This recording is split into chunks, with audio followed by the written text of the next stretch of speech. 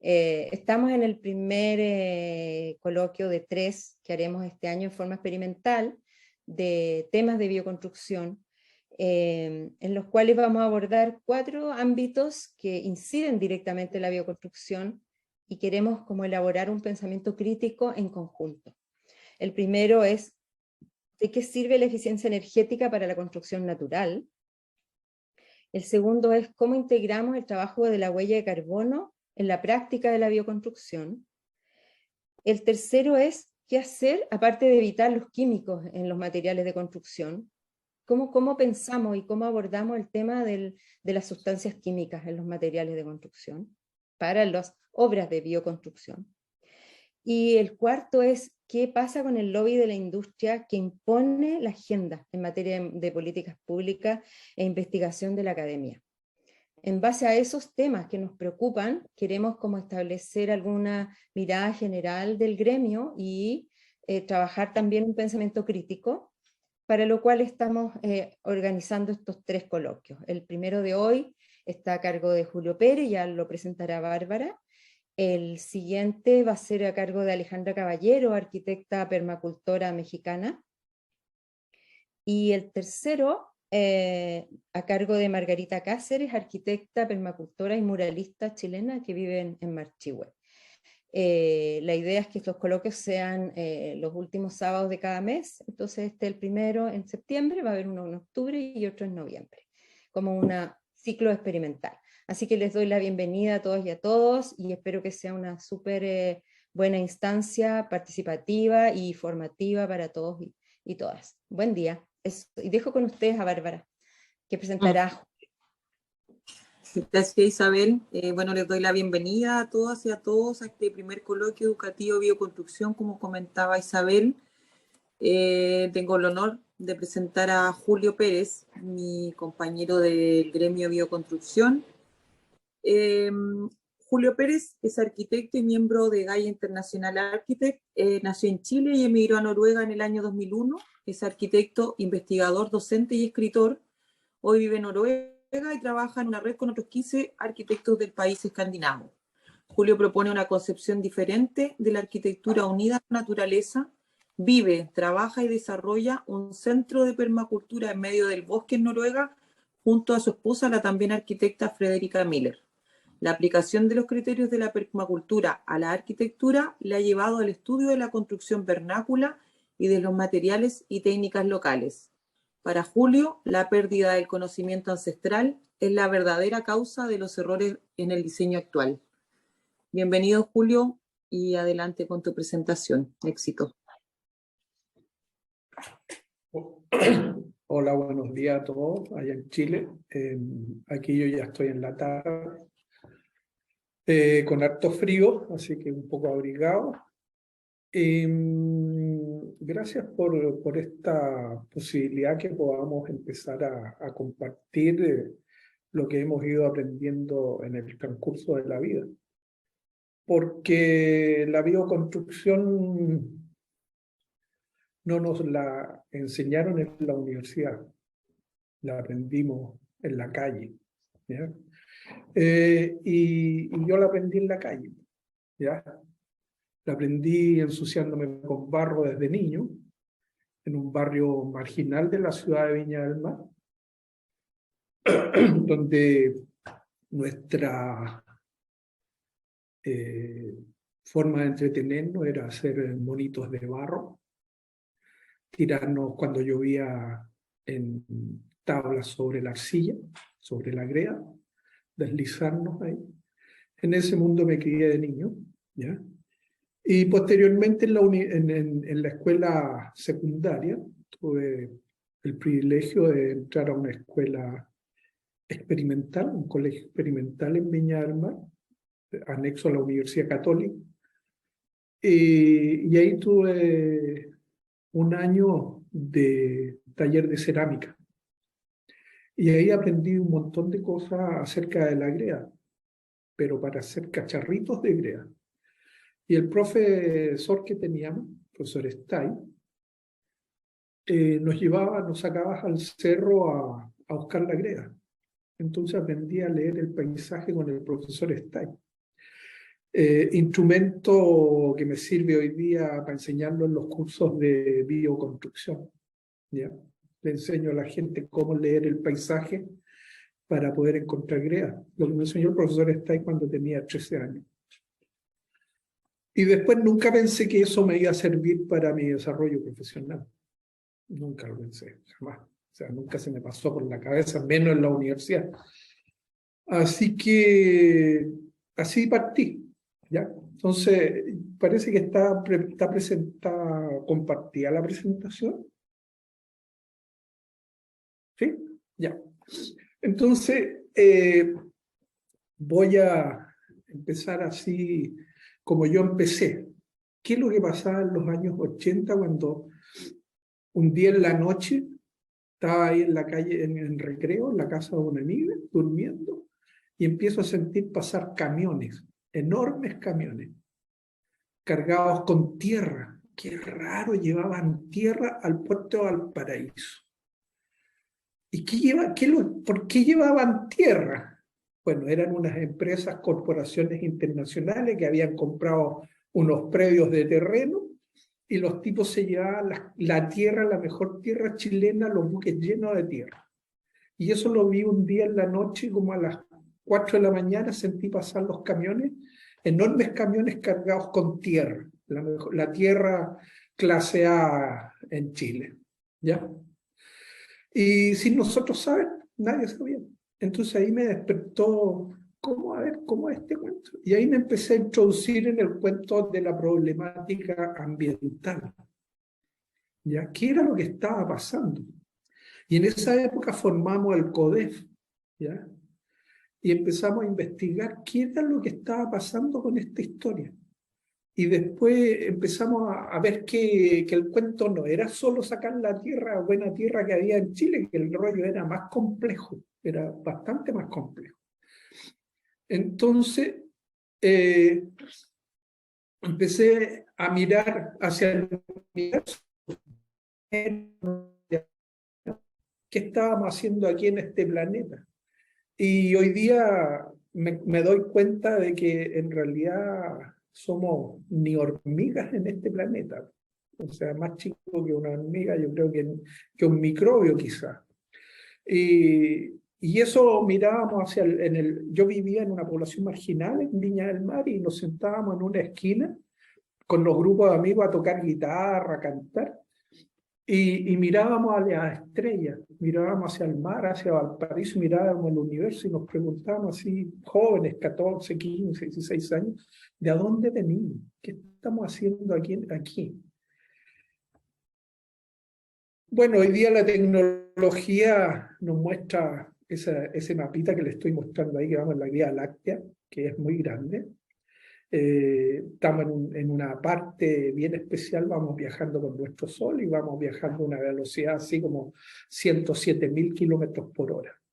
Pero no nos damos cuenta, estamos pegados a este planeta. Entonces, la dimensión de la vida que estamos viendo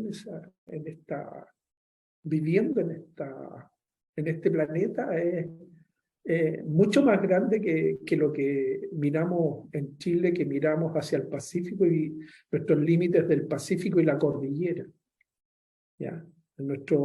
Mi planeta, cuando yo vivía en Chile, era el Océano Pacífico, la playa, vivía en Viña del Mar, y la cordillera de los Andes, que viajaba a veces a jugar con nieve, pero muy pocas veces. Entonces, sentirse así muy pequeño. Y en esa época nos preguntamos qué era lo que estaba pasando.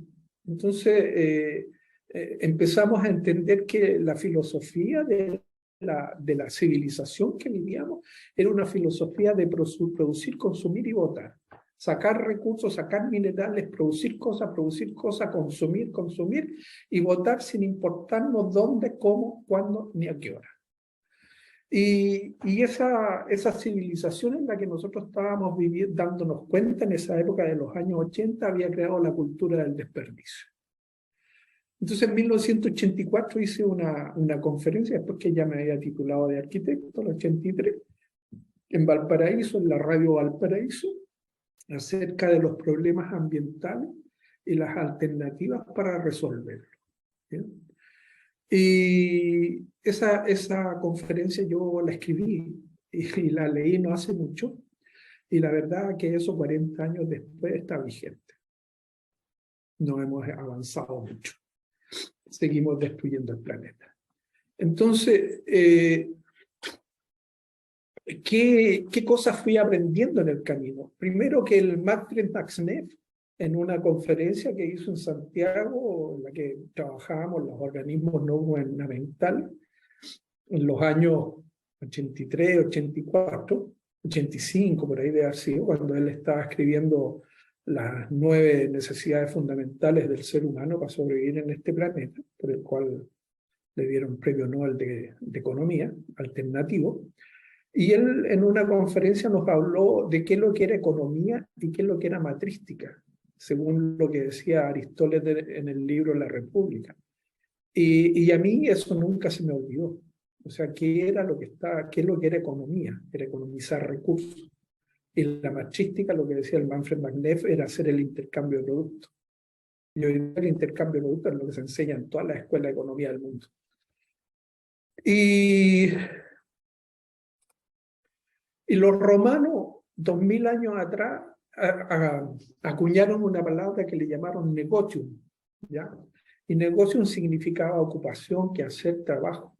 Y era una palabra que era compuesta de un adverbio nec, que significa no, y el sustantivo otium, que significa ocio, que es no descanso, no recreación.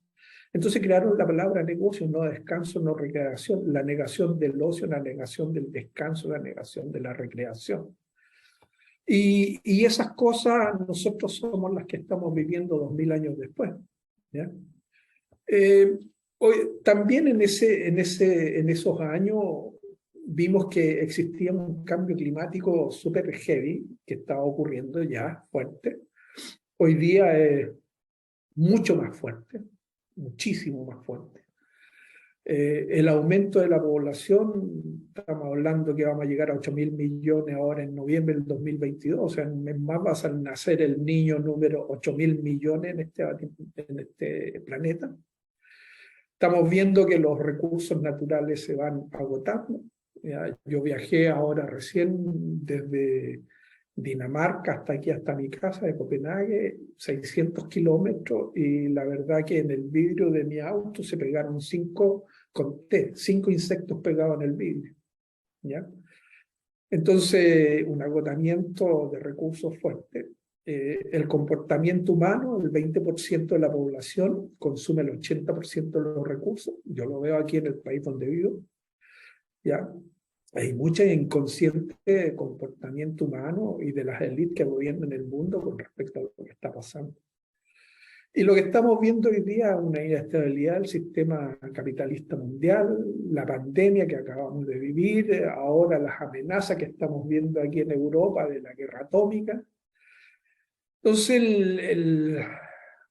el asunto no se ve muy entretenido. Y esta es una fotografía que publicó el diario Aftenposten de Noruega, ¿ya? Y más o menos así como seguirá el planeta, va a seguir siendo verde, pero con o sin nosotros, va a seguir siendo verde. Entonces, esta primera parte que nosotros vivimos en aquellas épocas, ¿ya? Y que hoy día se sigue manteniendo, no se ha cambiado.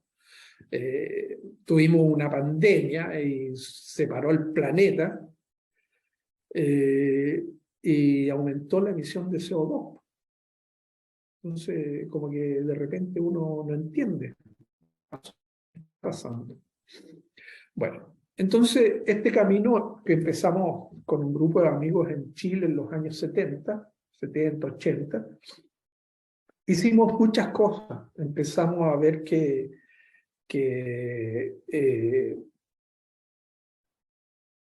el cambio no era que los otros cambiaran, el cambio era que yo cambiara. Y eso aprendimos en aquellas épocas. Entonces empezamos a hacer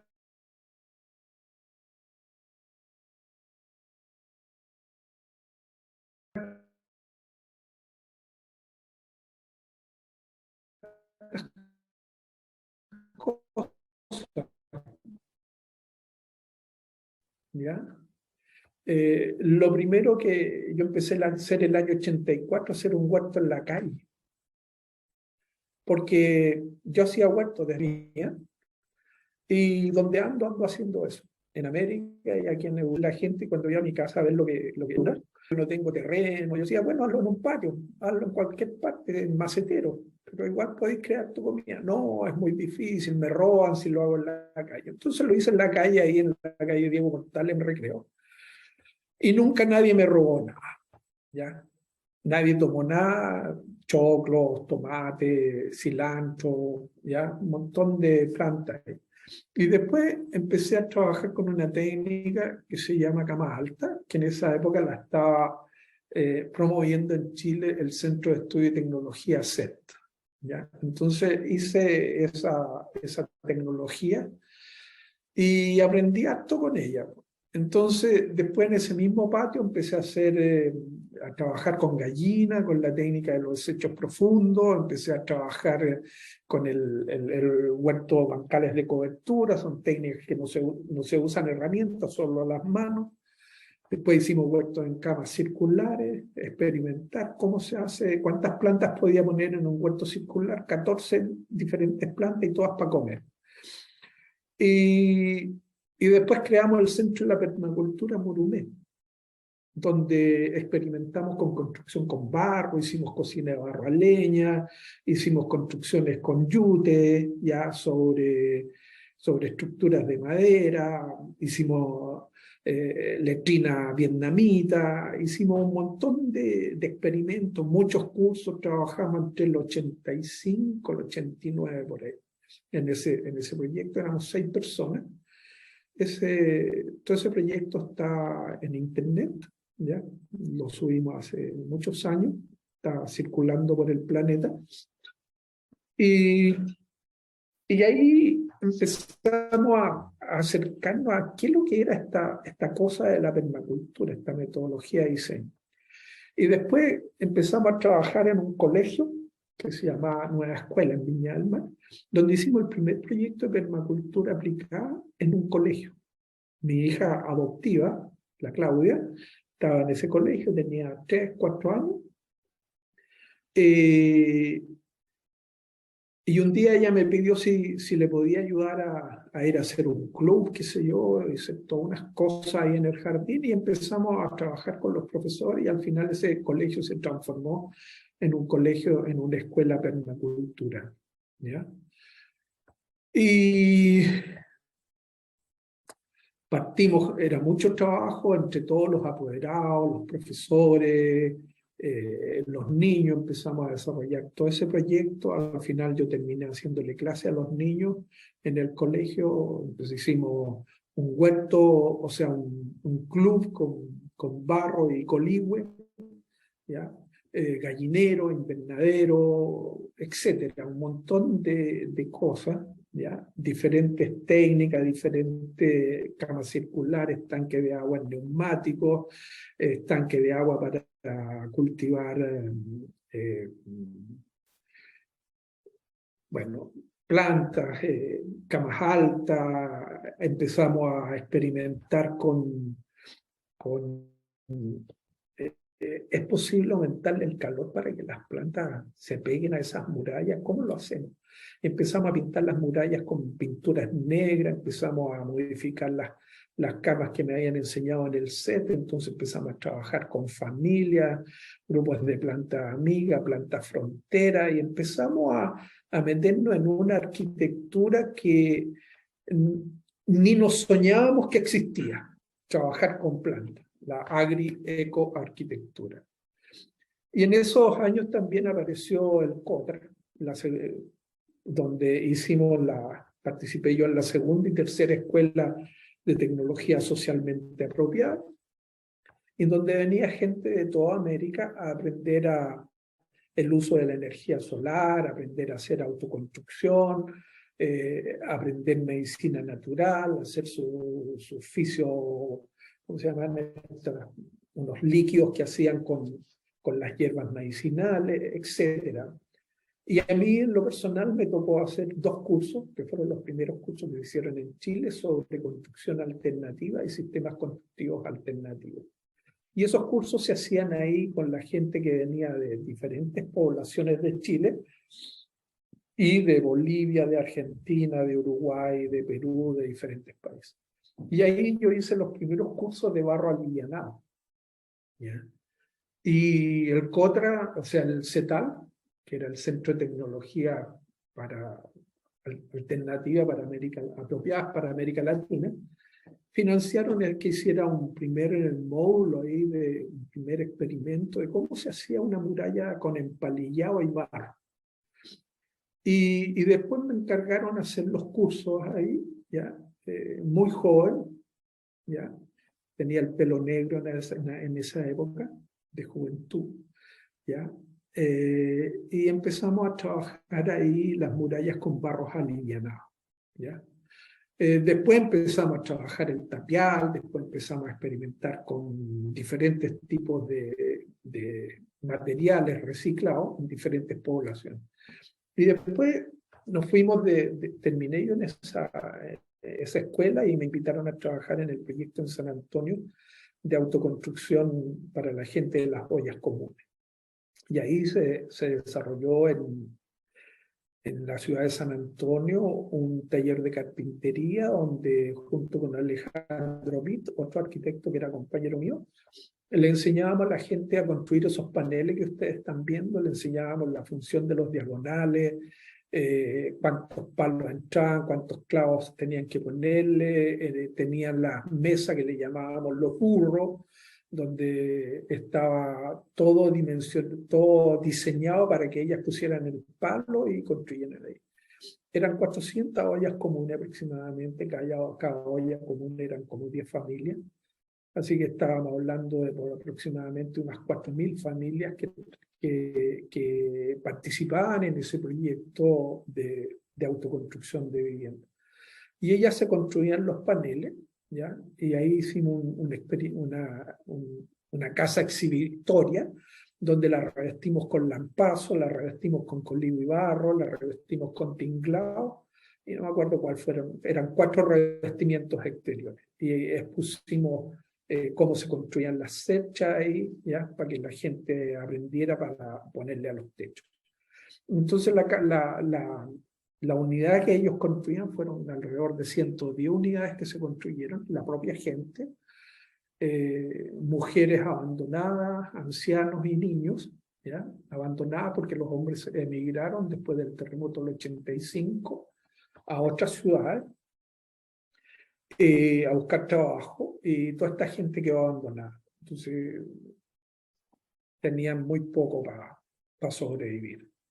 Entonces ahí me pasó algo que a mí me cambió la vida, ¿ya?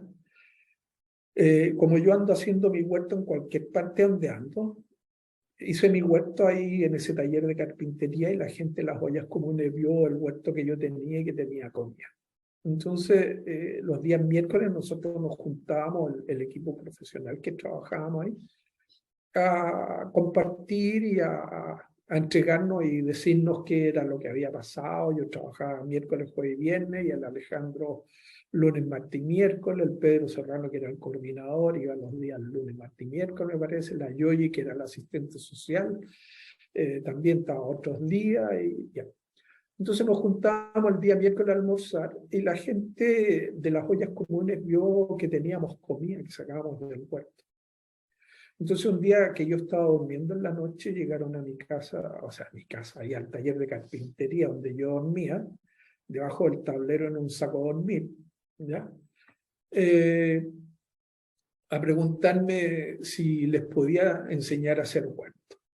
Entonces le dije, yo no sé, yo hago para mí nomás, lo que aprendí con mi mamá, no sé más que eso. Pero tú sabías hacer comida y me insistieron un montón, ¿ya? Entonces, ya para salir así como del paso, le dije, ya, ¿saben qué? Voy a hacer una investigación y esta investigación cuando la termine la voy a publicar. Bueno, nunca supe qué tan larga iba a ser la investigación. Fueron más de 30 años.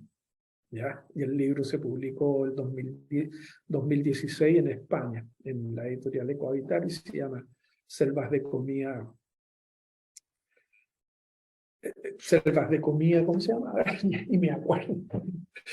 Selvas de Comida en la ciudad, ¿ya? Entonces, ahí empecé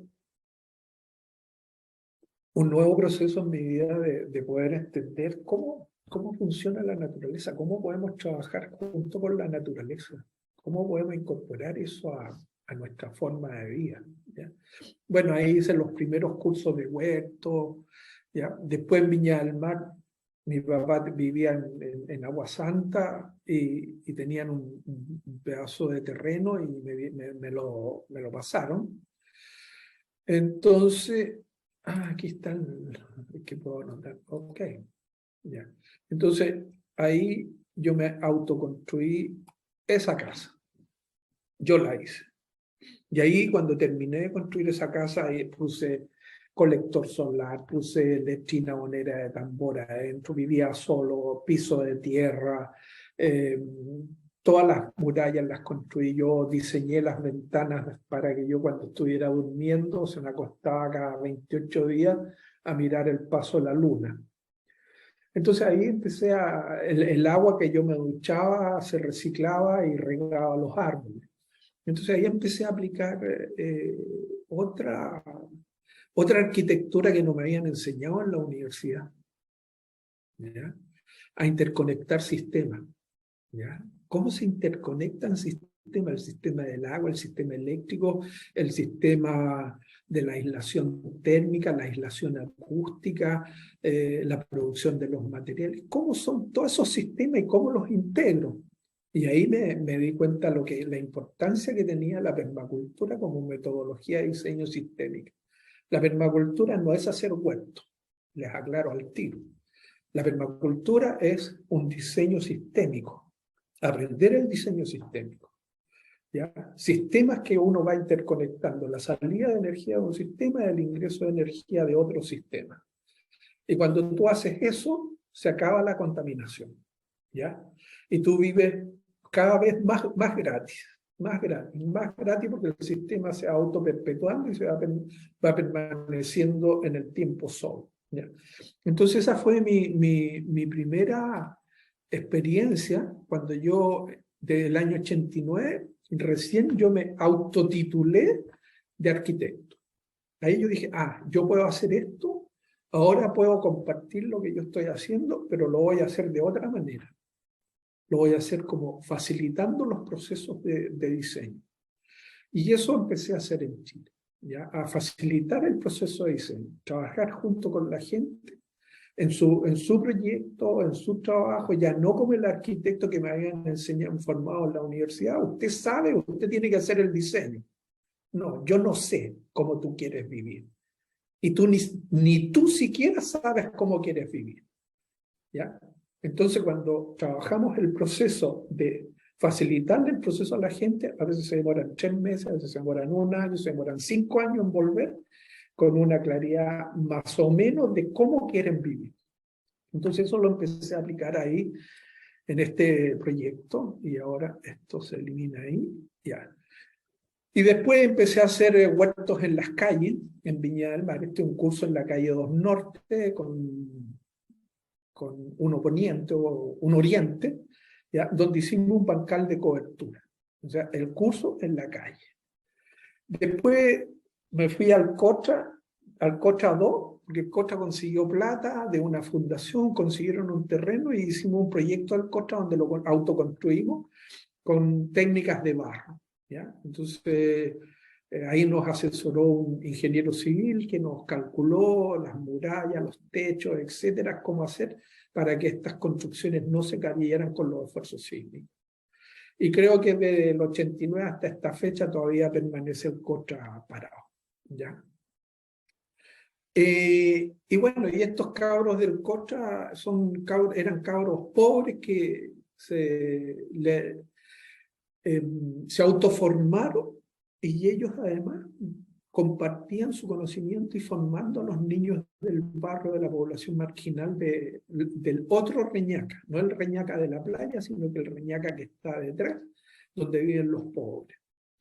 Entonces en el paradero 2 de Reñaca, ellos empiezan a hacer todo este proyecto, a crear todo eso. Yo lo diseñé, ese proyecto, ahí, junto con ellos, en todo un proceso participativo, ¿ya? Y después construimos ese lugar, ¿ya? Y la verdad que han pasado muchos niños por ahí, muchos jóvenes, ¿ya? Que gracias a ese proyecto han cambiado su vida.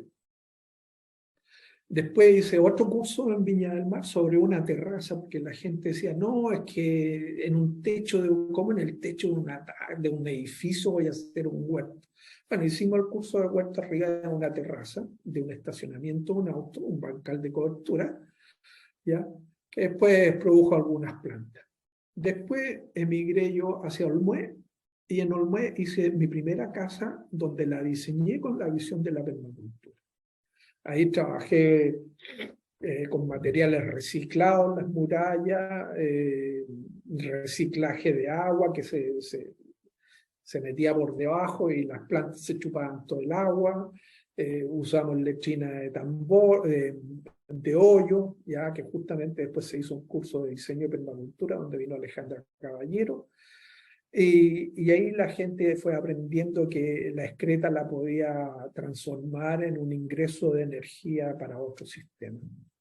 Bueno, y ahí hicimos horno de barro, cocina de barro, a leña, la cocina Lorena, huerto en espiral, huertos con estanques, el sistema de riego autocontrolado, 5 o 6 llaves que se abrían y tú le tirabas agua a los árboles por goteo, 4 goteros, 4 litros por hora, 16 litros por hora para cada árbol, y tú abrías el sector y estabas viendo cuánta agua le estabas dando a los árboles, con bancal de cobertura para que almacenaran el agua y no se evaporara.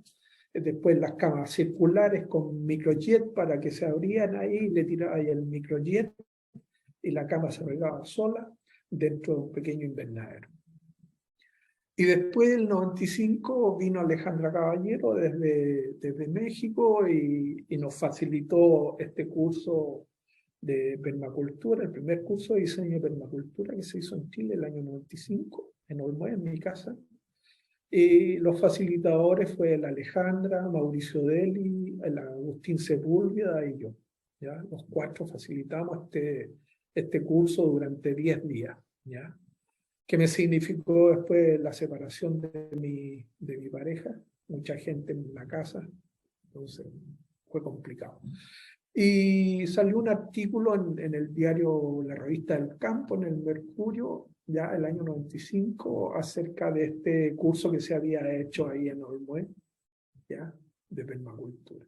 Y después, el 2002, en ese mismo lugar, llegó el Mercurio otra vez con hacer otro reportaje ya de cómo este proyecto había madurado y cómo había crecido. ¿Bien? Y después el último curso que yo hice en Chile fue el 2002, en el COTRA, que hicimos un curso de diseño de permacultura, ¿ya? Junto con Vicente Gallardo, Cristian Palma, el Agustín Sepúlveda, ellos, los 4 hicimos este curso ahí. Y ahí estuvimos 10 días probando, experimentando, diseñando, aprendiendo a diseñar, a interconectar sistemas, ¿ya? ¿Cómo se interconectan sistemas? ¿Qué conocimientos necesitas saber? La permacultura trabaja con mucha información. Tienes que experimentar permanentemente, probar de todo, ¿ya? Y ahí ya emigré a Noruega, y aquí llegué a Noruega y empecé otro camino, que empecé a aprender a leer los mensajes que nos dejaron nuestros antepasados. Empecé a visitar museos, muchos museos. En cada ciudad donde he ido me voy al museo, pero no a cualquier museo. Aquí existen los museos de las casas, ¿ya? Entonces me voy a esos lugares. Me fui una vez al Louvre en París a mirar lo que me podía enseñar este pasado.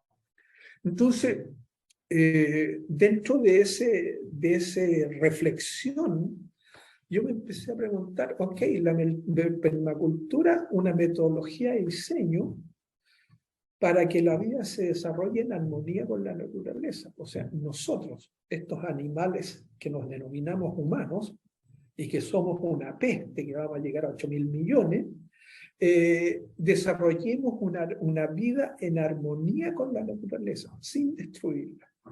Y para eso necesitamos educarnos, autoeducarnos. No existen escuelas donde vayamos a aprender esto hoy día, ¿ya? Tenemos que autoeducarnos. Y para eso yo fui usando la intuición. Ya, no me quedó otra, ir probando y experimentando. Entonces ahí llegué a la bioconstrucción. ¿Qué era la bioconstrucción cuando yo llegué aquí a Europa? Para mí fue un cambio de venirme de Chile a llegar aquí a Europa, donde había mucha gente que estaba trabajando en estos temas, muy serio, publicando muchos libros, haciendo un trabajo muy serio, ¿ya? Y mucho empecé a darme cuenta que yo venía de Chile, que en realidad sabía re poco, ¿ya? De lo que estaba pasando realmente acá. Era muy poco, casi nada, ¿ya? Y entendí que la construcción es para la vida, o sea, la bioconstrucción tenía una respuesta respecto a los materiales contaminantes que se estaban usando en hacer las viviendas de hoy día. Y esos materiales químicos que se usan en los materiales de construcción, estamos hablando que son alrededor de 90.000 en lo que se habla aquí en Europa. 90.000 productos químicos. Entonces, la respuesta a esa casa enferma que estábamos creando era hacer construcciones para la vida, sanas, sin estos químicos, sin este proceso reduciendo al mínimo el proceso de la industrialización, ¿ya? Entonces ahí me empezó a cambiar la visión de lo que yo había aprendido en Chile a lo que se estaba desarrollando aquí. Y ahí aprendí que crear una nueva cultura permanente tiene dos áreas súper importantes. El medio ambiente, en donde tú estás o donde yo estoy, me define cuáles son los materiales de construcción que yo tengo. Me define la cultura que yo voy a vivir. Si vivía en Viña del Mar, en Chile, a la orilla de la playa, y vivía todo el año con polera, me lo definía el clima. Podía irme a la playa desde agosto hasta abril, y eso me lo definía el clima. Aquí me define el clima, y estoy ahora en el mes de septiembre, forrado aquí, muerto de frío, tomando tecito caliente, porque este clima me define cómo yo voy a vivir. Entonces, los diferentes medio ambientes definen la cultura, qué comida producimos, qué ropa hacemos, qué construcciones hacemos, qué materiales de construcción tenemos. Y eso me genera una diversidad cultural.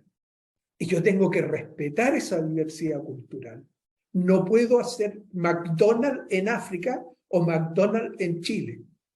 No es la cultura de ese país, no respeta el medio ambiente de esas culturas. Entonces hay diversidad cultural y hay diferentes medio ambientes. ¿Y dónde yo me puedo inspirar? ¿A dónde puedo mirar para poder ver cómo se vive en unos climas de estas condiciones? En las antiguas culturas. Y eso lo aprendí en los museos, como les decía. Ir a las antiguas culturas, ir a mirar cómo hacían los egipcios los revocos de murallas de arcilla que hacían hace 5.000 años. Igual como lo hacemos nosotros. No es diferente, es tierra, es arcilla. No es diferente. 5.000 años atrás, 8.000 años atrás, la cultura chinchorro nos entregó el principio de momificación.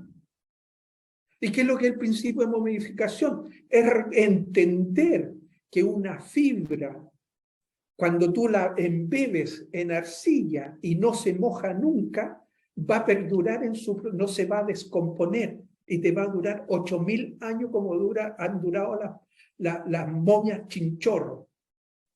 Y ese principio de momificación es el que tenemos que nosotros usar en el proceso de la construcción sustentable. Cuando entendemos ese principio de momificación, nosotros estamos recién empezando a hacer construcción sustentable en el tiempo. Se sostiene, permanece, porque nosotros embebimos la fibra de paja con arcilla y la arcilla es aséptica y no entran bichos, no vive ninguna bacteria en la arcilla. Es el material más aséptico que tenemos en el planeta. Y eso lo hacían los egipcios, lo entendieron hace 5.000 años.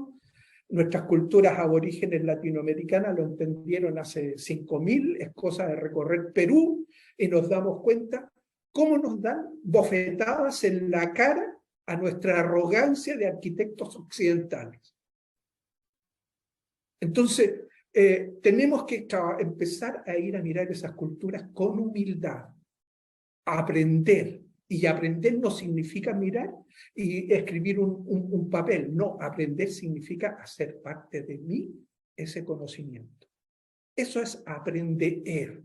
Y eso me enseñaron las culturas antiguas en Perú, recorriendo diferentes proyectos, diferentes lugares. Recorriendo, escuchando a los viejitos cuando trabajé allá en Curarrehue, los viejitos mapuche, enseñándome cómo se lee un río. Y tú dices, oye, ¿cómo voy a leer un río? Escúchalo. Escucha el río. Ese río viene con lluvia. Chuta, ¿cómo es eso? Y después al otro día, no, este río ya no viene con lluvia. Mira, escúchalo, ya no viene con lluvia.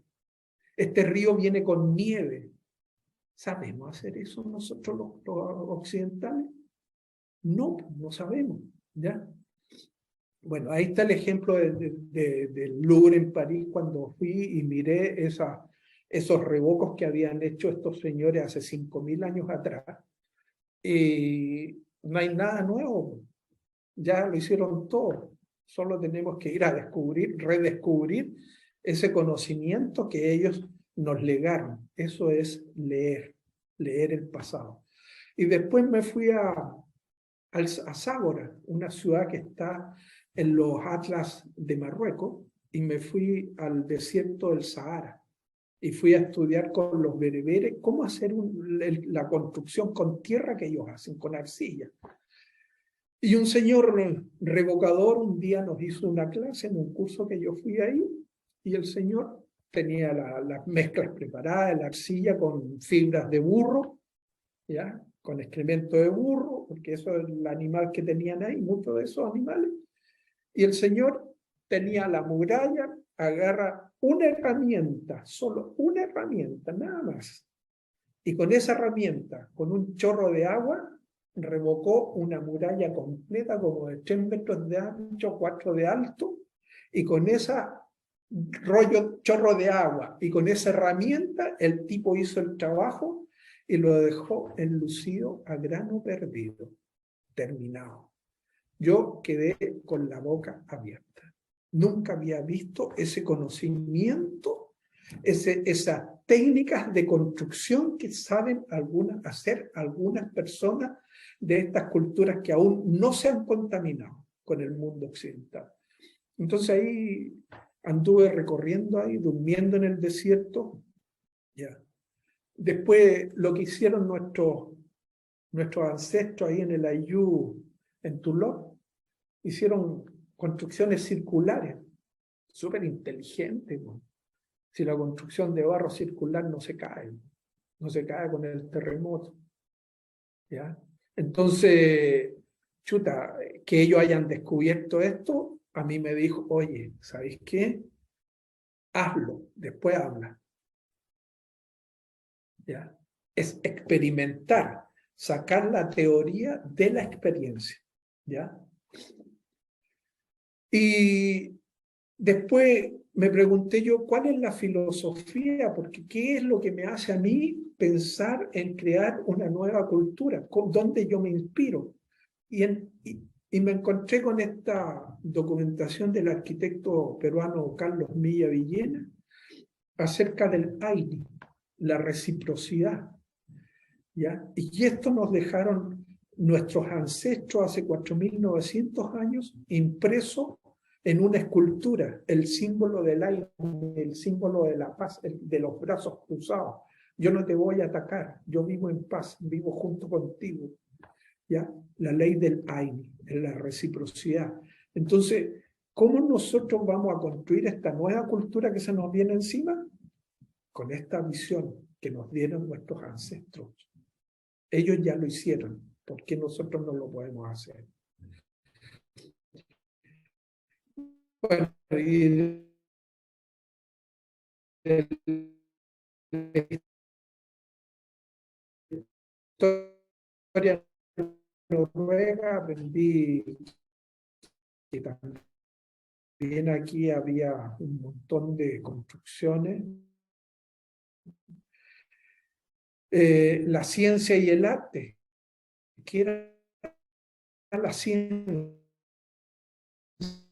una pregunta que me hice, o también es mi interpretación de la verdad, ¿ya? Y así las casas de cada uno, los proyectos de cada uno van teniendo una visión distinta porque es su interpretación de la verdad. Entonces nosotros hacemos ciencia, somos científicos, pero no el científico que está encerrado en un laboratorio. Mi laboratorio es la vida. Aquí estoy experimentando, estoy aprendiendo con ustedes, estoy aprendiendo con los noruegos acá, estoy aprendiendo con los animales, estoy aprendiendo con los insectos, con los árboles, estoy aprendiendo, ¿ya? Entonces estamos haciendo ciencia y arte. Bueno, los materiales naturales, el punto de conexión siempre es el agua. El agua es nuestra conexión, materiales minerales, materiales biológicos, y ahí vamos aprendiendo con ellos. Aprendí que la cerámica no me sirve mucho para hacer construcción natural, porque la cerámica cierra los poros, ¿ya? Al cocer la cerámica, tú cierras los poros para contener el agua. Resulta que yo aprendí que la arcilla es un material que absorbe la humedad, ¿ya? Entonces yo lo uso en los proyectos que yo hago. Este mismo laboratorio donde estoy aquí con ustedes, está todo hecho construido en arcilla, piso de arcilla, cielos de arcilla, murallas de arcilla, revocos de arcilla, pinturas, esculturas, todo de arcilla. Porque la arcilla es un absorbedor de la humedad. Entonces, absorbe la humedad del medio ambiente. Cuando yo estoy aquí, estoy echando hacia afuera humedad. Y la arcilla la va controlando. ¿Cuántos minutos me quedan? ¿10 minutos? Ya. Vamos a ir muy rápido. Entonces, empecé a investigar en esto de la emisión de en todo este proceso, ya, de la construcción. Empecé a preguntarme, bueno, ¿qué tiene que ver la emisión de CO2 de los materiales de construcción? ¿Cómo se ve eso? Y el año 2003, 2002, cuando llegué acá, no había ninguna posibilidad de saber eso. Las industrias no te daban esa información, ¿ya? Hasta que conseguí el año como el 2007, por ahí 2008, un estudiante de una universidad inglesa, hizo un máster sobre construcciones con paja, y él desarrolló una investigación publicó esto que yo le estoy compartiendo ahí, de la emisión de CO2 de los materiales de construcción, ¿ya? Y después salió aquí en Europa la ley sobre el estudio de los materiales que tienen que hacer su declaración medioambiental. Entonces, la declaración medioambiental, aquí tienen del cemento, ¿ya? Del cemento, esta está vigente, ¿ya? Fue hecha hace muy poco y dura hasta el 2025. Entonces ahí en la declaración medioambiental, la EPD, ¿ya? Tú puedes leer de qué estaba compuesto el material, qué tiene este material que tú estás usando, el proceso de fabricación que están realizando, ¿ya?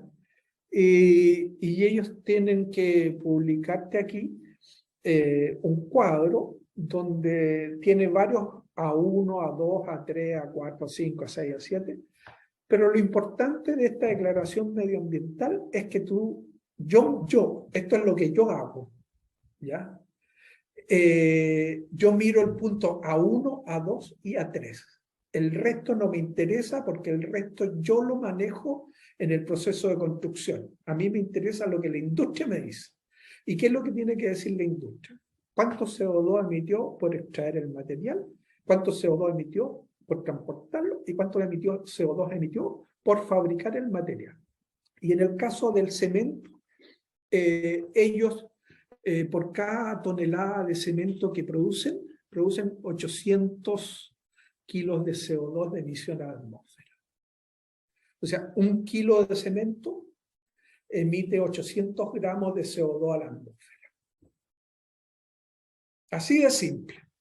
Y si yo veo cuántos kilos de cemento tengo en 1 metro cúbico de hormigón, si hago un hormigón más o menos bueno, 300 kilos de cemento, multipliquemos los 300 por los 800 gramos, tenemos 240 kilos de CO2 emitido a la atmósfera. Así de simple. Como les decía, no me interesa el resto, porque el resto lo manejo yo. Yo soy el arquitecto o soy el constructor y yo defino, tráigame el material en un auto eléctrico. No hay emisión de CO2 a la atmósfera. No, claro, el auto eléctrico emite en todo su proceso de fabricación, pero en el transporte no me lo produce. Entonces, ¿cómo manejamos eso? No me use herramientas que no sean herramientas eléctricas. No me use betonera a hormigón, de hormigón a benzina, etc. Entonces tú vas manejando la segunda fase. Entonces a mí lo que me interesa en la declaración de medio ambiente es el punto A1, A2 y A3. ¿Qué es lo que dice la industria respecto a cuánto CO2 emite cada kilo de material?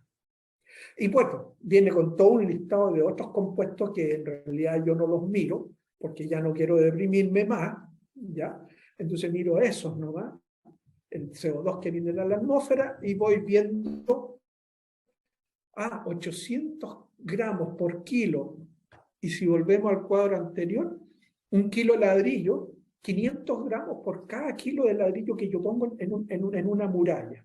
El cemento, 800 gramos. El kilo de vidrio, 1,3 kilos de CO2. El kilo de acero, 1,8 kilos de CO2. El kilo de aluminio, 6 kilos de CO2. Y después, cuando yo miro esto, ¿ya? Y entiendo la declaración ambiental del material de construcción, puedo decir, ok, con este material trabajo y con este no. Porque si yo trabajo con hormigón y tengo conciencia ambiental, yo debería neutralizar los 240 kilos de CO2 que está emitiendo 1 metro cúbico de hormigón. 1 metro cúbico, nada más. Entonces, si yo tengo esa conciencia ambiental, voy a ir, ok, voy a plantar árboles. Ok, ¿cuántos árboles tengo que plantar y de qué especie para comerme los 240 kilos que me puso en el aire 1 metro cúbico de hormigón? ¿Qué tipo de árbol? Hay árboles que se consumen 5 kilos al año, hay árboles que se consumen hasta 10.000 kilos al año. ¿Cuál es el árbol que voy a escoger, que es bueno para mi clima, mi medio ambiente, etcétera? Y voy a reforestar porque yo soy un contaminador. Cuando me dicen, y a mí me da vergüenza, que me digan que yo soy responsable del 39% de la emisión de CO2 en el planeta, me da vergüenza. Absolutamente vergüenza. Entonces, ¿qué puedo hacer yo? Compartir la información. Yo lo estoy haciendo de esta manera. Entonces ya aquí, en este lugar donde yo vivo, tengo plantado como 1000 árboles. ¿Ya? Y ya están unos grandotes comiendo CO2 así, pero ya felices. ¿Ya? Entonces cuando yo viajo, sé que tengo un respaldo de CO2 que se están comiendo los árboles que yo tengo plantados. ¿Ya? Entonces este proceso es el que yo hago. No es el que enseñan en ninguna universidad, no lo enseñan en ninguna parte, es el que yo hago. Es mi conciencia ambiental, nada más. Si les sirve, bienvenido. Si no les sirve, bienvenido igual. ¿Ya? Y después estuve el 2009, presenté un paper a un congreso de arquitectura sustentable en Dinamarca, me lo aceptaron. Y el paper que yo presenté es el arquitecto arcillero, reconectando con el alma del material, ¿ya? Y en ese mismo seminario enorme que había, estaba Michael Braungart, un PhD de química alemán, y él estaba presentando el Cradle to Cradle, de la cuna a la cuna de los materiales de construcción. Y lo encontré ya así como que me quedó anillo al dedo, ¿ya? ¿Cómo yo hago que mi casa o el proyecto que yo estoy construyendo sea de la cuna a la cuna? ¿Por qué de la cuna a la cuna? Hoy día en Inglaterra, las casas, la vida útil que se le está dando a las casas son 60 años. ¿Y qué pasa después de 60 años? O sea, seguimos con la misma historia de que partimos de cuando nosotros entendimos en los años 80 del producir, consumir y votar. 40 años y todavía no cambiamos. Y no cambiamos en el área de la construcción, ¿ya? Donde yo me muevo, ¿ya? Entonces, ¿cómo hacemos que nuestra casa sea de la cuna a la cuna? ¿Qué materiales uso para que sea de la cuna a la cuna? Porque mi casa, ¿cuánto va a tener de vida útil? ¿60 años? ¿80 años? Fíjense que el hormigón, en la Declaración de Medio Ambiente, del hormigón de las vigas pretensadas, hablan de 60 años de vida útil, ¿ya? O sea, un edificio con vigas pretensadas tiene una vida útil de 60 años, porque después se le pueden quebrar las vigas, y en Chile con un terremoto, imagínate. Y eso salen las declaraciones de medio ambiente, la EDP, ¿ya? Entonces, nosotros tenemos que empezar a mirar esa información que se nos está entregando, pero que no nos han dicho cómo la podemos usar. Entonces tenemos que ingeniarnos, usar el sentido común. Como yo como arquitecto, como constructor, ya uso esa información para dejar fuera de mis proyectos toda esta otra cosa. ¿Sí? Bueno, aquí son muchos proyectos.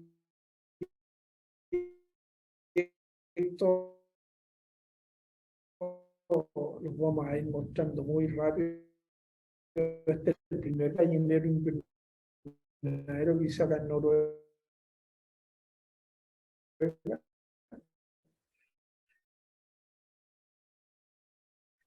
Con pisos dañados, desarrollamos toda una tecnología de colocar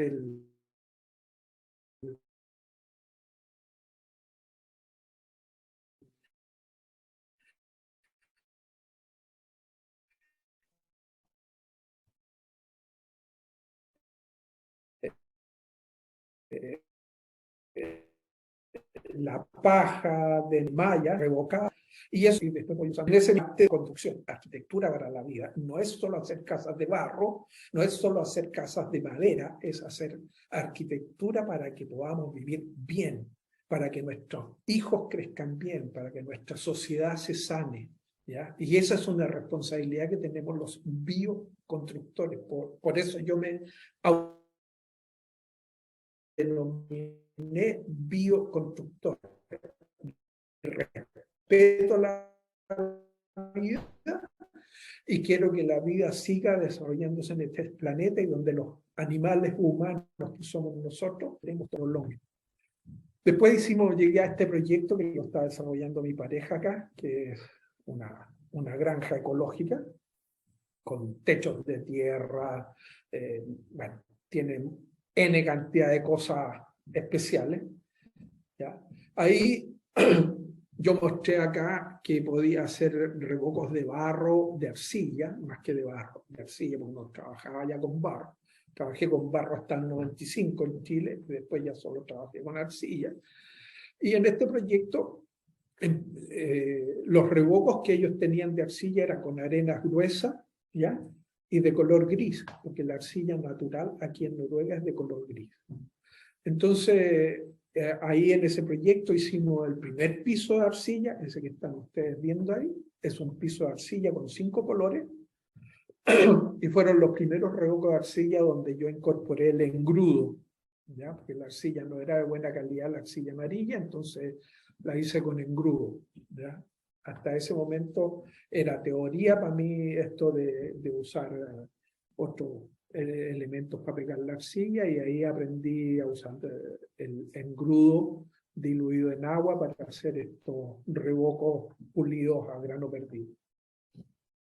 Después me invitaron a trabajar en este otro proyecto, ¿ya? Que es un kindergarten. Ahí estaban las autoridades de Taiwán que vinieron de visita a ver ese proyecto para aprender de lo que estábamos haciendo ahí en Noruega. Entonces ahí, bueno, hicimos un montón de cosas.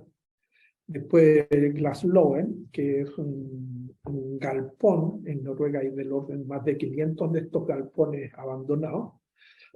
Y nosotros lo transformamos en un centro de negocios culturales. Entonces aquí aplicamos todas las técnicas, y esas fotos que ustedes ven fue el día de la inauguración de este galpón, con circos teatro, vino la reina a hacer la inauguración, a cortar la cinta.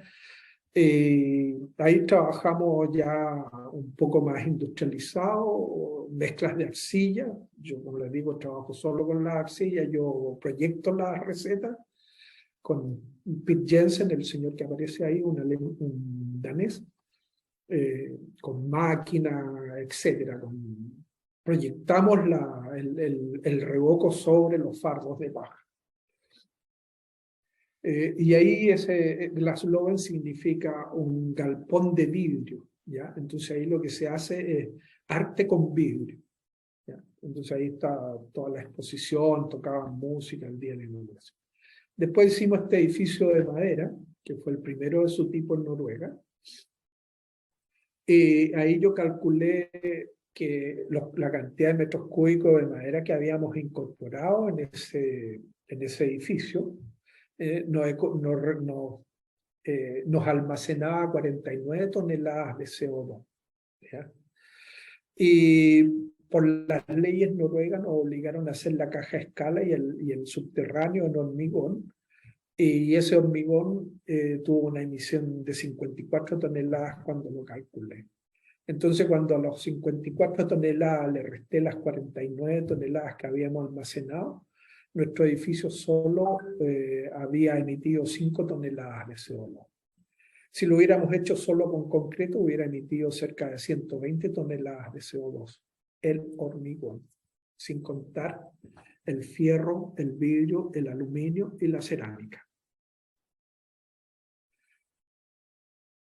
Y ahí, bueno, hicimos sobre los pisos de madera cómo generábamos la aislación acústica para nuestro piso, porque eran pisos de madera de 200 milímetros. Eran los paneles que venían prefabricados de la madera maciza.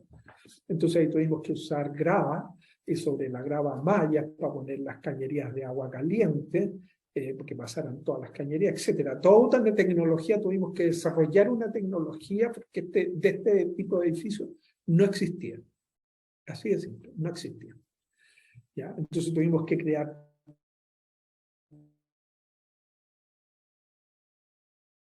todo el proceso. Incluso las ventanas, tuvimos que desarrollar un tipo de ventana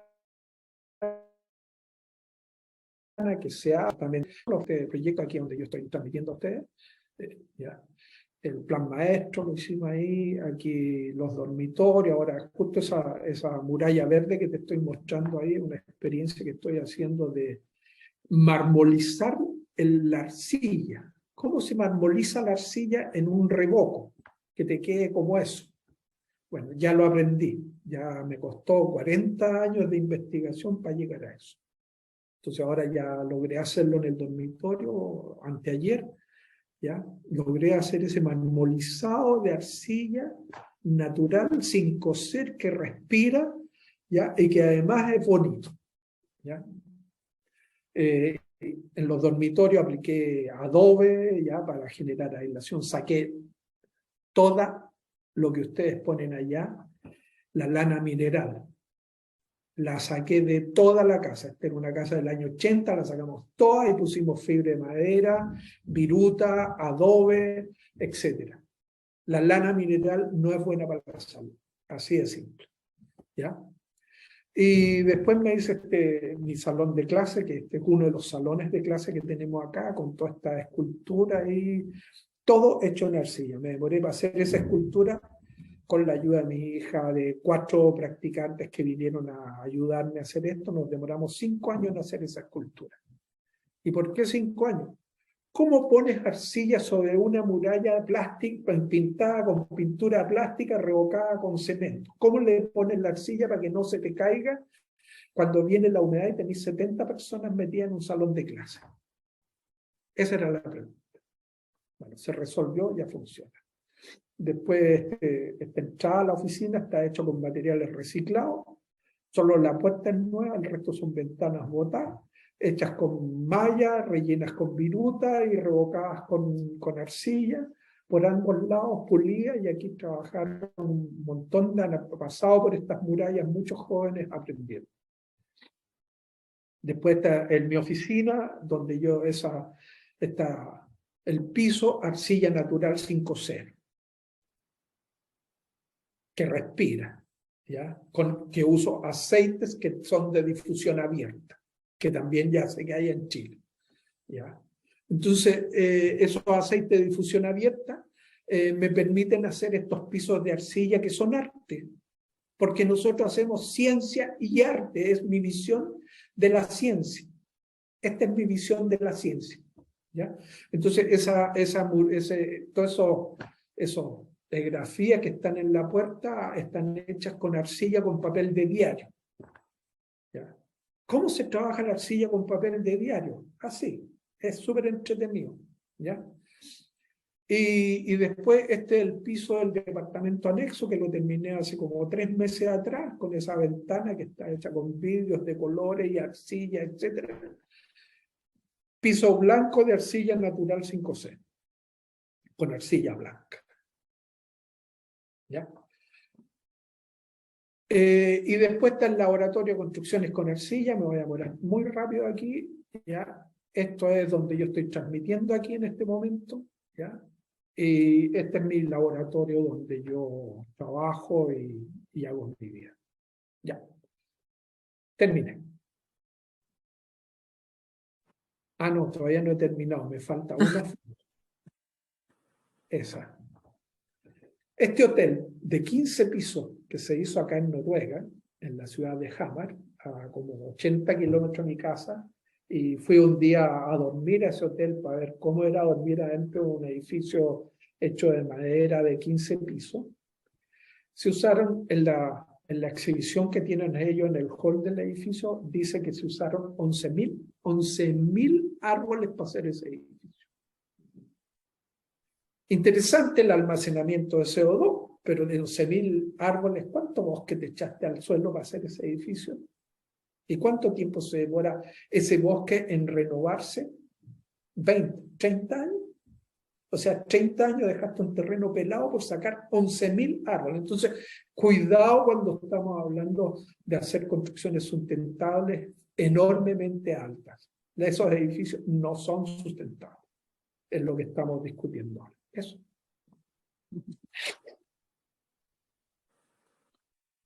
Bueno, muchas gracias, Julio, por tu presentación. Vamos a habilitar ahora los micrófonos para las personas que quieran hacer preguntas, idealmente que puedan pedir la palabra, y yo puedo ir habilitando dándoles el pase para que puedan hacer sus consultas, ¿vale? Voy a... Espérame.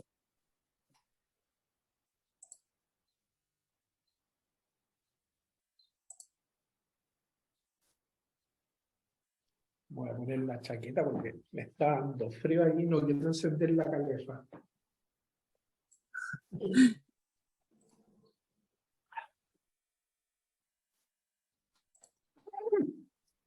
Ya. Yasna, tienes, ahí puedes habilitar tu... ¿Sí me tu micro. escuchan? Sí, se escucha Hola. bien. Hola. Sí, me queda dando bote cuando él dice que dejó de usar el barro y ahora ocupa solo arcilla. No, como que no entiendo bien cómo hace la mezcla, por ejemplo, Ya, o cuál es la diferencia. ya. Ok, te explico. Esto es lo que yo hago, no es lo que tú tienes que hacer, es lo que yo hago. ¿Ok? Yo aprendí por ahí por el año 95, después de hacer una casa, mi casa ahí en Olmué, y que la hice con coligüe y con barro. Me hice una pregunta: ¿cuál era el alma del material del barro? ¿Qué es lo que hace que el barro sea barro? Y ahí me di cuenta que para que el barro sea barro, si no tiene arcilla, se deshace. Entonces ahí fue cuando yo me dediqué desde entonces a empezar a explorar, a buscar mis propias recetas con la arcilla, porque el barro lo hace la naturaleza y la naturaleza no hace el barro para que tú hagas casa. ¿No? Lo hace porque lo hace nomás. Y tú tienes que hacer muchas pruebas para saber cuál es el barro adecuado que tú necesitas para hacer para una muralla, para un revoco, para muralla que vaya a hacer con teapial, muralla que vaya a hacer con adobe, muralla que vaya a hacer con alivianado, etc. Entonces, yo me di cuenta que si yo sabía usar la arcilla, por algo había ido cuando joven a estudiar arcilla, ya, cerámica, yo podía usar ese conocimiento para hacer mis propias recetas. Entonces, por eso uso la arcilla, porque me permite a mí diseñar la receta, yo la proyecto. Y no tengo que estar haciendo todas esas pruebas. Cada uno busca su acomodación. Mi acomodación para mí, lo que me hace mejor es trabajar con la arcilla. Entonces, por ejemplo, en ese proyecto que te mostré, el Glass Lover, ahí compramos 2 metros cúbicos de arcilla gris. Y con esos 2 metros cúbicos de arcilla nosotros proyectamos la receta. Si a 2 metros cúbicos de arcilla le pones 3 por 1, significa que le colocas por cada metro cúbico de arcilla 3 metros cúbicos de arena. Entonces ya tienes 4 metros cúbicos de arcilla arena, o sea, de revoco. ¿Ya?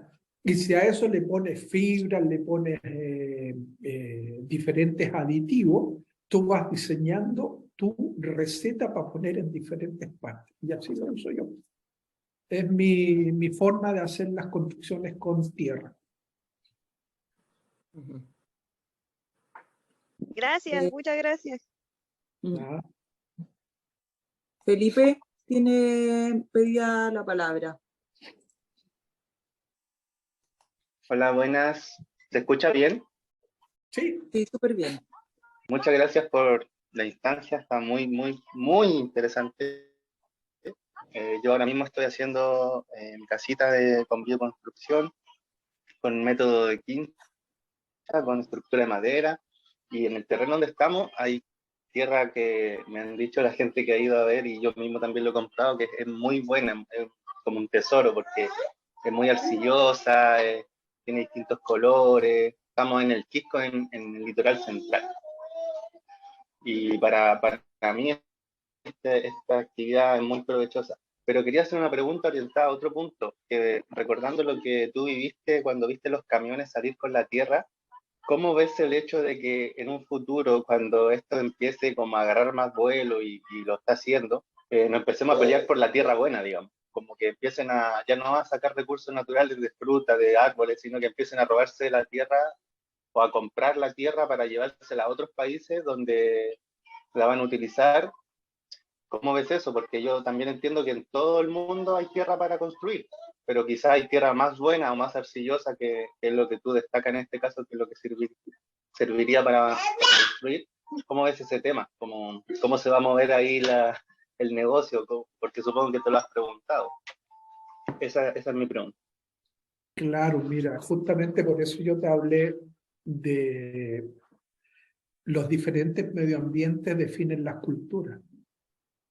Entonces, si yo tengo un medio ambiente donde puedo cultivar cierto tipo de productos y mis ancestros vivieron de eso, no tengo por qué importar faltas de allá de la lengua, ¿no?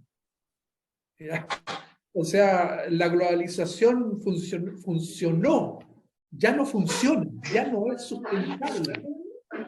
Ojo con eso, la globalización no es sustentable, ¿ya?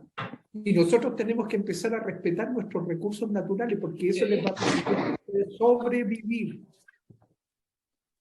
Si no respetan sus recursos naturales, no van a sobrevivir, porque el futuro viene muy incierto y viene muy difícil, no se sabe lo que pasa, ¿ya? Entonces, el recurso natural, ¿cuál es el recurso natural? Esa tierra arcillosa que tú tienes que te permite. ¿Cómo puedo hacer una casa de barro con esa tierra arcillosa? Puedes hacerla, claro, hay diferentes métodos, ¿ya?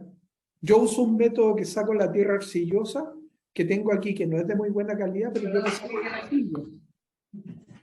Y con esa arcilla yo la proyecto la receta que quiero. ¿Te fijas? Entonces, ¿cómo tú usas ese recurso natural que tú tienes? Y si te das cuenta que ese recurso natural te va a generar una vida sustentable, una seguridad de vida para tus hijos, para tu familia, yo lo cuido. Así de simple, lo cuido. No hay otra alternativa. Si la globalización, por ejemplo, cuando hablan allá en Chile del TTP-11, es una estupidez, ¿ya? O sea, yo estuve en Tailandia, estuve en Singapur y vi cómo funciona esa cuestión. Entonces, si quieren hacer eso, bueno, vayan a hacer eso. Pero yo creo que la mayoría de la gente no quiere eso, ¿ya? Entonces, ¿cómo tú quieres tener una mejor calidad de vida si no cuidas tus recursos naturales? Que fue yo lo que descubrí en los años 78, que no cuidábamos nuestros recursos naturales. Estaban saliendo por la puerta de mí, al frente mío, sacándome la lengua, se estaban llevando estas mejores tierras a una corporación internacional.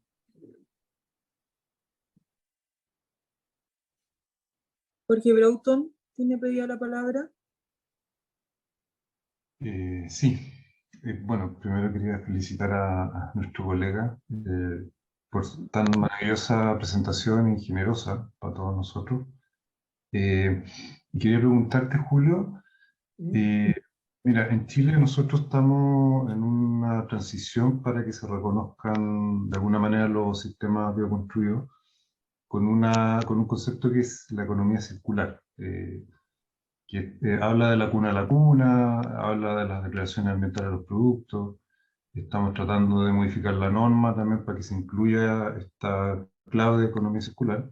Pero siento que aquí en Chile por lo menos hay mucha resistencia de grandes empresas, bueno, multinacionales que trabajan con cemento, con metal, con todos estos productos que generan mucho CO2 y que de alguna manera le tiran como cortapisos a este tipo como de clarificaciones de lo que impactan los materiales. Entonces quería saber qué pasa en Noruega, que bueno, me imagino que en Europa hay como avance, como de qué manera se están reconociendo este tipo ¿cómo se llama?, de impacto. O sea, por dónde como tú ves que hay una posibilidad de que surja la bioconstrucción en Chile. Eso. Gracias, Jorge. Interesante la pregunta, y difícil de respondértela, ¿ya? No es fácil tener a la industria de la construcción controlando los sistemas constructivos, ¿ya? Hoy día mismo ustedes están viviendo ahí en Chile la eficiencia energética, ¿ya? La ley de la eficiencia energética. ¿Y qué es lo que es la ley de la eficiencia energética? ¿Y a dónde viene eso de la eficiencia energética? ¿Quién creó ese concepto? El Instituto de la Passive House de Alemania. Y va gente a hacer doctorado allá al Instituto Pacificados. De Chile, de América, de Europa. ¿Y qué es lo que es el Instituto Pacificados? ¿Quién lo financia? La industria de la construcción. Ellos crearon el Instituto Pacificados. Ellos lo financian. Entonces, ¿qué te va a enseñar un tipo que va a enseñarte esa ley y todo eso? Te va a enseñar lo beneficioso de su material de construcción. Porque nosotros tenemos que entender que la industria es una cosa de hacer cuestiones repetitivas. Yo hago 5.000 de este elemento y eso los tengo que vender para poder hacer 5.000 de otro y para hacer 5.000 más de otro. Y antes usaba animales, después usé seres humanos y ahora uso robots. ¿Ya? Y hago esos 5.000 elementos y tengo que ponerlo en alguna parte del mercado para ganar plata. Nosotros aquí donde trabajamos, yo no entro en la discusión con la industria. Yo trabajo y nosotros trabajamos con los proyectos y tomamos proyectos que es una, como te dijera, es un privilegio de tomar los proyectos que tú quieres. Yo puedo aquí con mi oficina y aquí en mi casa, tomamos los proyectos que queramos. Entonces, los proyectos que queremos, resulta que hicimos el primer edificio de madera en Oslo, hicimos el primer galpón de vidrio y restauramos un galpón con la visión ecológica y nos ayudaron bancos, etcétera, que fueron a donar plata para que ese edificio saliera adelante porque vieron que era el futuro. Lo que nosotros tenemos que hacer es mostrarle al industrial que el futuro no son esos materiales que está haciendo, que el futuro es otro. Y eso tenemos que mostrarle al industrial. Tenemos que abrir los ojos, decirle al industrial, oiga, mire, ¿sabe qué? Si usted hace, por ejemplo, nosotros estamos usando fibras de madera.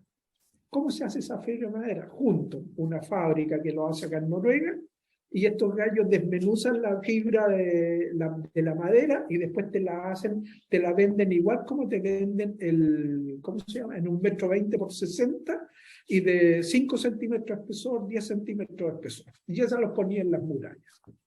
¿Ya?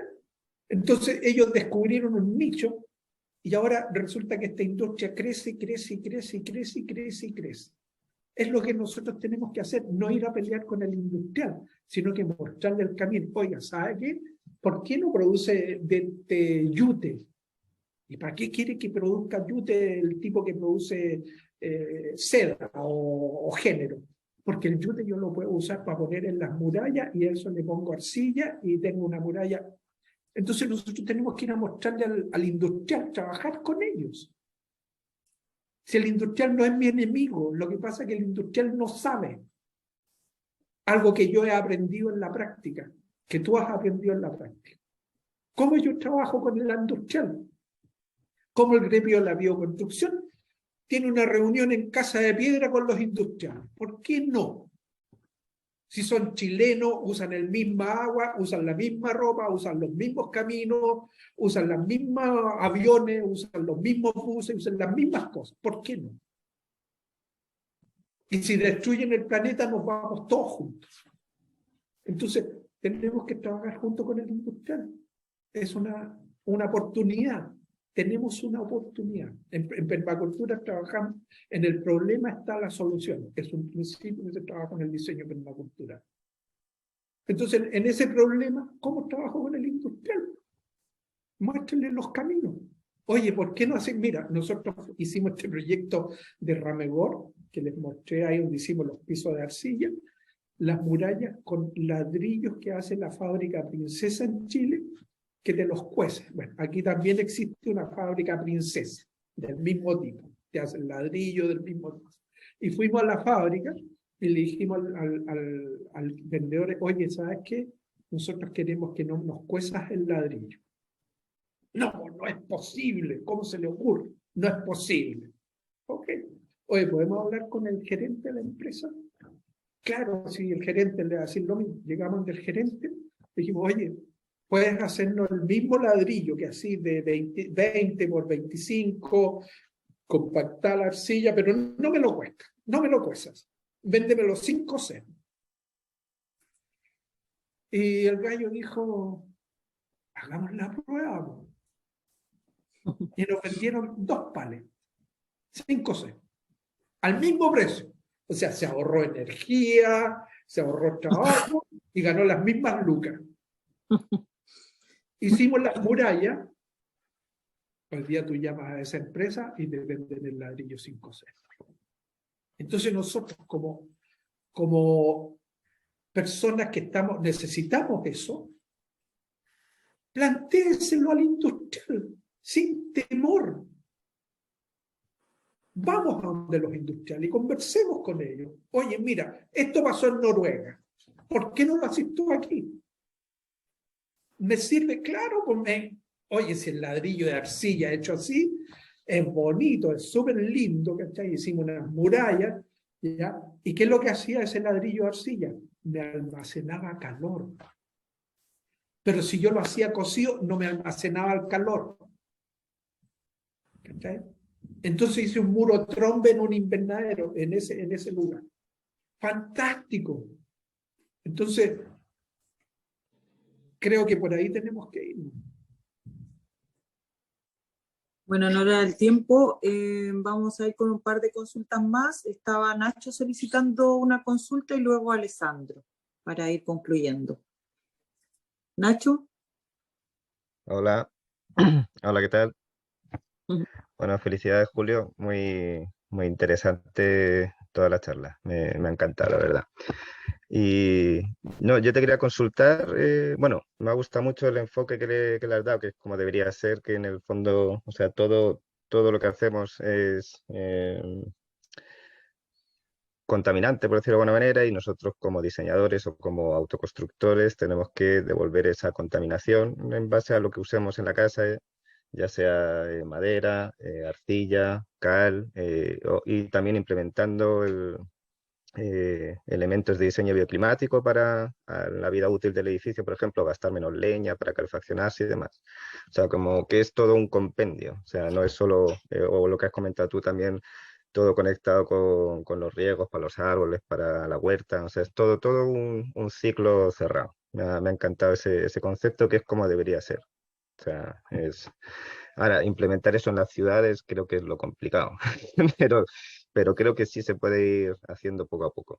Yo te quería preguntar ese informe que has sacado, que has mostrado de lo del cemento, ¿eso es un estudio que se ha hecho que es un promedio o cada empresa tiene que tener sus valores o debería estar como visible? Porque yo ahora que estoy mirando mucho los materiales y demás, igual siempre que pregunto en las empresas nunca tienen esos datos o no te los dan. Entonces, o lo que he visto mucho es que falta mucha investigación en torno a materiales. Entonces, claro, en Europa yo creo que sí tienen mucho más avanzado eso. Aquí en Chile todavía falta caleta, sobre todo en materiales naturales, falta bastante investigación para tener como datos y poder decir, ya, esto es así, así. Pero quería saber si ese estudio que tienes está online o se puede conseguir de alguna manera para ir teniéndolo y guardarlo y dejarlo ahí y compartirlo. Y otra preguntita, lo último, en los pisos naturales, esto ya es más técnico. ¿Usas ripio y piedras y bolones pues, como cámara, o sea, como elemento impermeabilizante? Te contesto las dos. La declaración de medio ambiente del cemento está disponible en la página web. Todas las empresas de materiales aquí en Europa tienen obligación de tener una declaración medioambiental. Y esa declaración medioambiental tiene una duración. Por lo tanto, cada ciertos años tienen que estarla rehaciendo. ¿Ya? Eso está en la página web de la Asociación de Cementos de Europa. Después te paso el link. ¿Ya? Ya. Lo tengo aquí. Así que eso es disponible. Eso salió ley en los primeros años del 2003, 2004. Era muy difícil obtener esa información aquí en Europa, hasta que la Unión Europea sacó esa ley que tenían que hacer la declaración de medio ambiente, entonces te las disfrazan. te las llenan de información para que tú no encuentres el dato que requieres. Entonces tenés que bucear. Entonces eso es lo que yo aprendí, que en ese buceo yo necesito ver en la declaración medioambiental los puntos A1, A2 y A3. Punto. Nada más. El resto no me interesa. Esa es la declaración de medio ambiente que a mí me interesa, es el material. Desde que lo extrajo, lo transportó, lo produjo, cuánto CO2 emitió.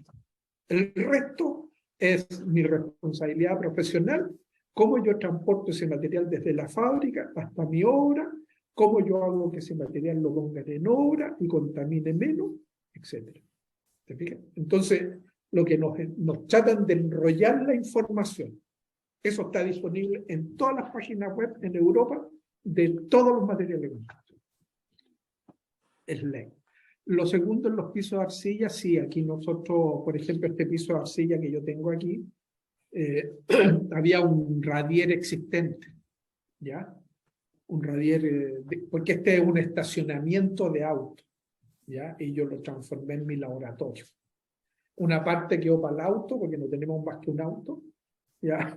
Y la otra es mi laboratorio, mi oficina, mi taller. Aquí no entra nadie más que yo y yo decido lo que se vota, lo que no se hace, lo que se hace aquí. Y cuando vienen los practicantes que juegan aquí, hacen lo que quieren. ¿Ya? Entonces, el piso aquí, en este caso, tenía existente un radier de muy mala calidad, entonces yo le puse 10 centímetros de ripio pequeñito, para cortar el paso de la humedad hacia arriba. Después le puse una cama de mortero de arcilla con paja, de alrededor de 2 a 3 centímetros, y después le puse adobe. Este es un piso de adobe, ¿ya? Y el adobe está trabajado igual que si lo pusieran en una muralla, pero aquí yo lo puse acostado. ¿Cachai? ¿Por qué lo hice con adobe? Porque yo aquí hice un piso aquí en el otro lado de este taller, en una bodega, y se demoró 1 año en secar. Entonces yo dije, no, este lo voy a secar primero. Entonces hice los adobes afuera, hice más de 300 adobes. Corté afuera acá y después los puse aquí. Y después sobre los adobes le mandé un revoco de alrededor de 2 centímetros a todo el piso. Y después ya para dármela de lujo, contraté a un amigo que es un maestro que trabaja en cal, en arcilla y toda la historia. Y a mi amigo le pedí que me hiciera el piso y me lo hizo a grano perdido con arcilla, pero así, la maravilla. Y de ahí yo me dediqué a ponerle los aceites, porque se secó, todos los aceites, las capas, porque la primera capa de aceite, lo que yo hago aquí, tengo el tarro, que lo voy a mostrar. Estos son los tarros de aceite que yo uso, ¿ya? Que son de infusión abierta, ¿ya? Entonces yo agarro este tarro, le saco la tapa y lo doy vuelta, así, completo. Entonces dejo que la arcilla, media hora, la arcilla se impregne de este aceite. Y después lo saco todo el excedente. Y ahí lo dejo 3 días, 4 días que se seque, y después ya empiezo a trabajar con brocha. Le doy 3, 4 manos con este aceite encima, y de ahí le empiezo a poner los colores, y hago todos los dibujos, y todo para que se vea bonito. Y ahí tenemos que jugar con el arte. ¿Ya? Bueno, muchas Es gracias. el proceso que uso yo. ¿Ya? Y Bueno. funciona, a mí me ha funcionado aquí muy bien. El piso que yo les mostré en la presentación fue hecho en 2003. Para hacer ese piso se hicieron 155 pruebas. ¿Ya? Así Bueno. que, pero 155 pruebas, llamé a América, a Asia, a África y a Estados Unidos a preguntarle a gente amiga que trabajaba en barro, oye, ¿cómo se hace un piso de arcilla? En Chile un amigo me dijo, oye, mira, ¿sabéis qué? Yo escuché en alguna parte de que los romanos cuando hacían los pisos de arcilla echaban aceite de oliva. Y ahí se iluminó la ampolleta. Y de ahí empezamos a trabajar con estos aceites de difusión abierta.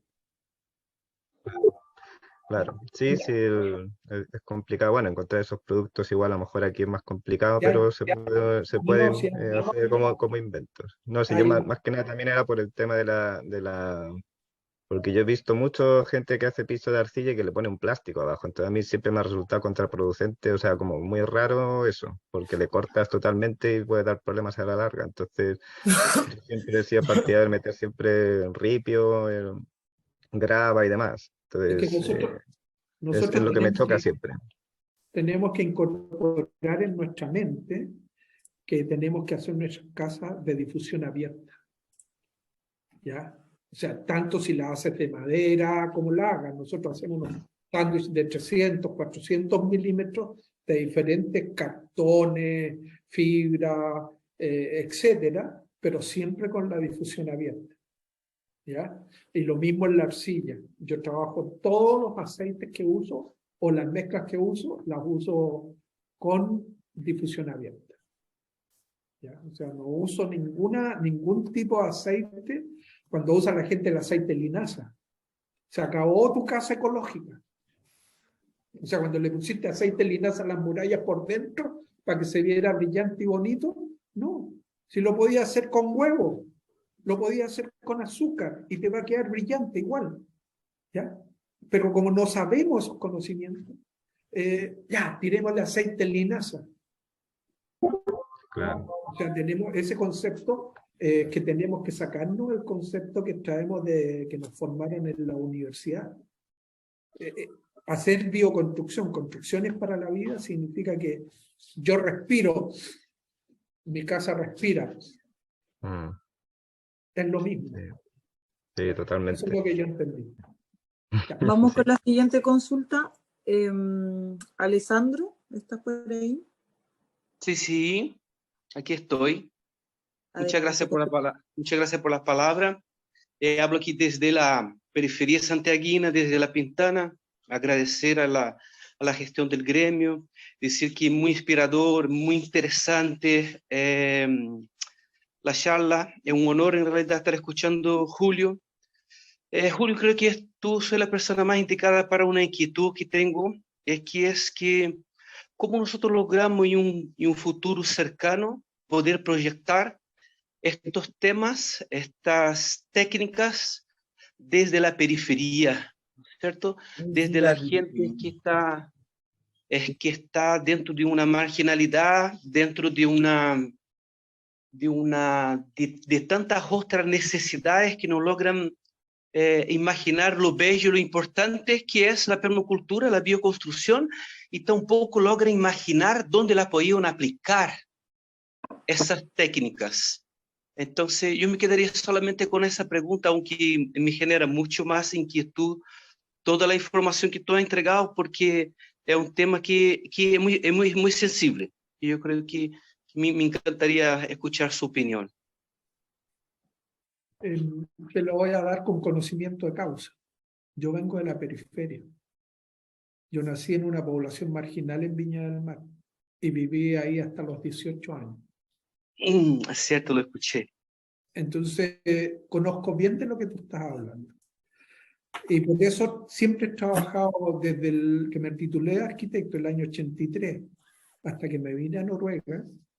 Trabajé en proyectos de autoconstrucción en Viña del Mar, en diferentes poblaciones, en silencio, todos los días viernes, sin contarle a nadie. Iba a las diferentes poblaciones en Viña del Mar, como me conocían, yo era uno de ellos. Entonces hice proyectos o sea, yo no los hice, les transferí información a la gente en los comités que se iban creando de autoconstrucción de sus casas durante del 83 hasta el 2002. ¿Ya?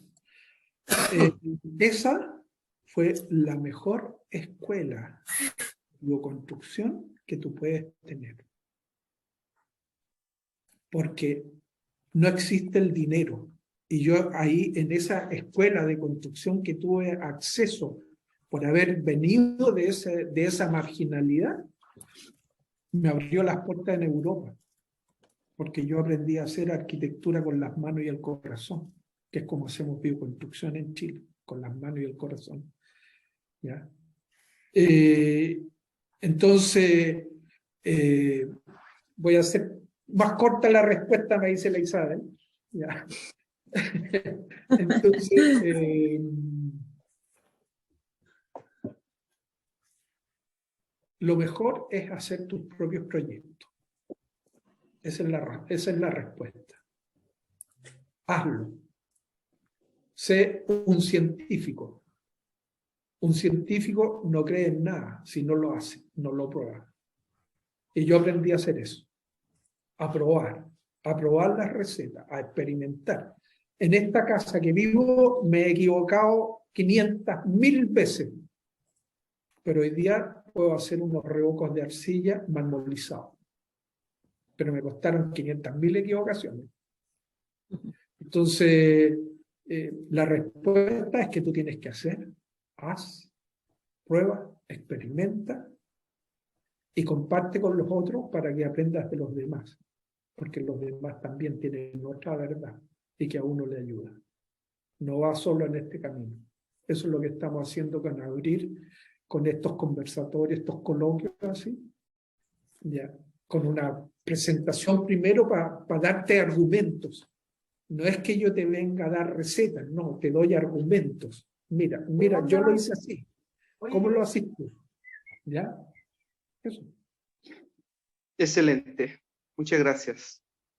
Julio, en el chat dejaron una pregunta, dice un compañero que está en el norte, que está probando con filtros caseros, arena, carbón, ripio para separar el agua, filtrar el agua de la lavadora, pero no sabe bien si está resultando, ya que no sabe cómo medir si el agua está saliendo sin detergente. Buena pregunta. ¿Cómo se podría probar eso? ¿Ya? A ver. ¿Se acuerdan de Gabriela Mistral? La señora Premio Nobel de Literatura del año 45, tenía en su casa una piedra enorme, un tazón de piedra, y ella echaba el agua ahí, en esa piedra, y la piedra filtraba el agua, y el agua que salía debajo de la piedra era la que ella se tomó. Hay que buscar soluciones de ese tipo.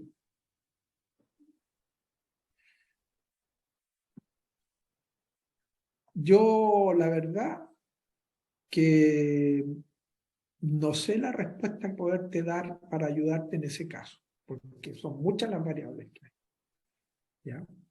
Pero yo buscaría un filtro de arena, cosas de ese tipo. Cosas que, mira quiénes han hecho esas cosas en el lugar donde tú estás. Y deja de usar esos detergentes que usáis, que compráis en el supermercado. Parte por ahí. ¿Ya? Empieza a buscar otro tipo de solución para lavar la ropa. La arcilla es uno re bueno. Bueno, para finalizar entonces le damos la palabra a nuestro compañero Aníbal y cerramos nuestro coloquio el día de hoy.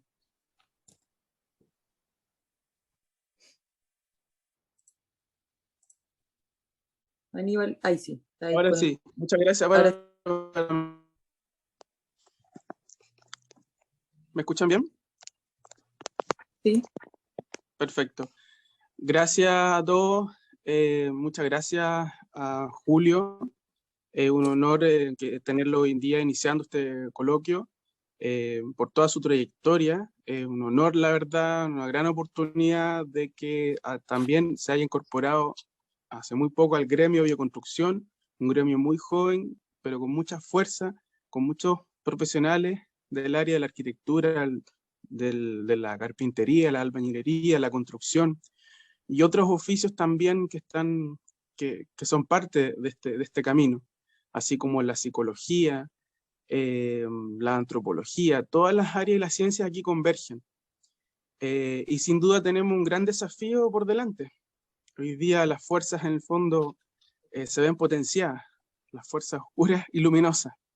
y todos estamos inmersos un poco en el inicio de un capitalismo verde que se nos viene. Y es importante la imagen que nos pone Julio al ver que hay edificios que creemos que son sustentables, pero no lo son. Entonces ya empezamos a hilar muy fino en este camino, pero son cosas que tenemos que saber leer, observar, estudiar. Y ahí la ciencia nos revela una verdad importante. Estamos estudiando el comportamiento de estos sistemas desde un estudio profundo de una arquitectura vernácula y la innovación y las tecnologías que hoy día el hombre tiene a su disposición. Y cómo convergen y cómo dialoga la tradición y la innovación, buscando dar soluciones a una vida mucho más armoniosa con la naturaleza, con nuestra propia naturaleza. Yo me quedo con eso y le doy muchas gracias a Julio. Hemos tenido la oportunidad también de estar con él aquí en Chile. Ojalá que podamos tenerlo nuevamente y compartir de sus experiencias, porque no es menor que una persona que por cosas históricas también en Chile haya tenido que ir a otro país, a buscar nuevas fronteras y generar otra familia, pero que aún así sus raíces son potentes acá en esta tierra, y que también tenemos mucho como cultura, como culturas de tierra que somos en América, entregar al mundo. Así que muchas gracias por tu trayectoria, Julio. Muchas gracias a todos los que han estado aquí presentes. Yo les quisiera compartir un texto que dice así: germinan las plantas en lo profundo de la tierra, brotan las hierbas por el poder del aire, maduran los frutos con la fuerza del sol, así germina el alma en el profundo del corazón, así brota el poder del espíritu a la luz del mundo, así madura la fuerza del hombre al resplandor divino.